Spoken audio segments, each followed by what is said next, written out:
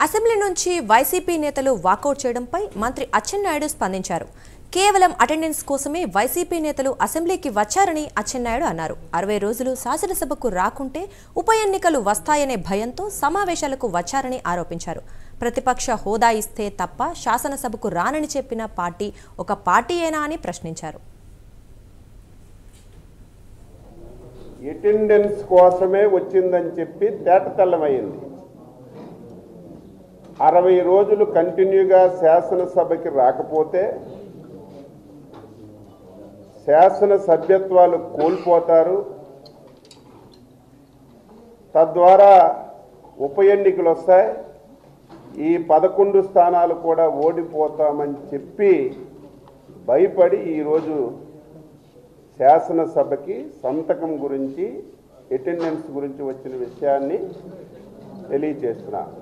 బయట వచ్చి మాట్లాడారు, నాకు ప్రతిపక్ష హోదా ఇస్తే తప్ప నేను శాసనసభకు రాను, ఈ రాష్ట్రం గురించి మాట్లాడను, ఈ రాష్ట్రంలో సమస్యల గురించి మాట్లాడనని చెప్పినటువంటి రాజకీయ పార్టీ ఒక పార్టీయేనా అని చెప్పి నేను అడుగుతున్నాను. జరగనటువంటిది నాకు ప్రతిపక్ష హోదా కావాలని పిచ్చి అరుపులు మాట్లాడుతుంటే కనీసం ఆయనకి లేకపోయినా వెనకున్నటువంటి కొంతమంది సీనియర్లు కూడా తానా తందానా అంటుంటే ఆశ్చర్యం కలుగుతుంది. బయటకు వచ్చి